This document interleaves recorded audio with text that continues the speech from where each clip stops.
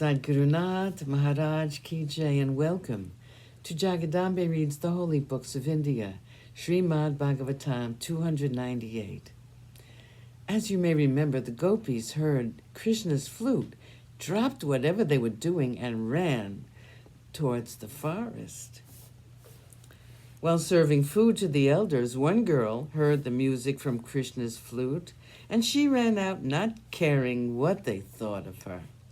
The women forgot their husbands, their elders, their children, their duties, and their everything. The only desire in their minds was to be with Krishna. They even forgot to dress themselves beautifully. One girl had not finished applying the collyrium to her eye, and another was halfway through placing a string of flowers in her hair. With her locks all awry, she ran too.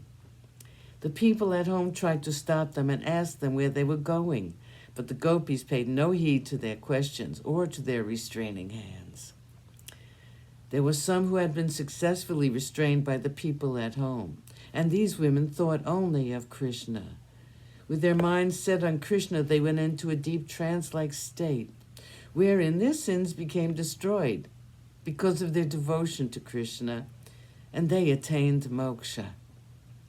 It is said that when people perform acts which are good and collect punya, they reach the punyalokas, and when their papa is accumulated, they get a papa janma, meaning that of birds or animals.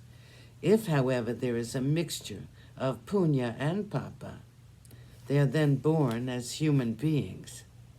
The gopis lost the result of their papa by thinking of the Lord, and their punya was lost since they thought of the Lord as their lover, and so left as they were with neither papa nor punya, they reached salvation, moksha. After listening to the words of Shuka, King Parikshit asked him, "My lord, my mind is assailed with a doubt. You tell me that these women attained salvation because they loved Krishna, but they did not worship him as Parabrahman, but they loved him as they would a lover who can grant them sensual pleasure. How can their love be rewarded with moksha? Krishna to them was a Jarapurusha and not a god. He was very handsome and desirable, and they were eager to have him. How can you call their love by the name of devotion?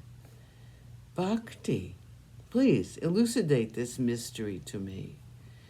Shuka said, "Have you not heard that when a person drinks nectar, even under the impression that it is poison, they don't become affected by the poison, but benefit from the nectar?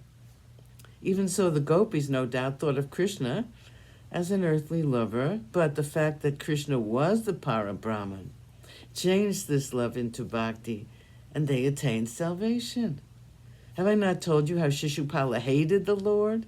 And he attained moksha in spite of this hatred, because the object of his hatred was the Paramatman. And he had been thinking incessantly of the Lord.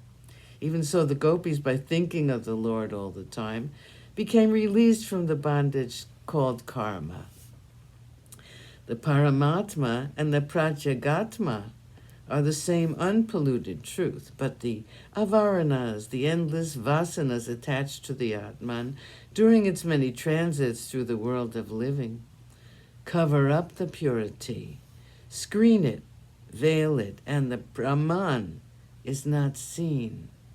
But Krishna, who was beyond the pale of the vasanas, beyond the reach of the opposites, was the object of the devotion of these ignorant women. And so, the fact that they did not know that he was the Paramatman, the fact that their love for him was sensual, neither of these in any way detracted from the fact that their bhakti was for the Paramatma, and so they attained salvation. Those who have constant desire for him, constant anger against him, constant hatred toward him, constant love for him, or any other kind of kinship are sure to attain salvation. Sadgurunath Maharaj Ki Jai. Thank you for coming. I hope you come again.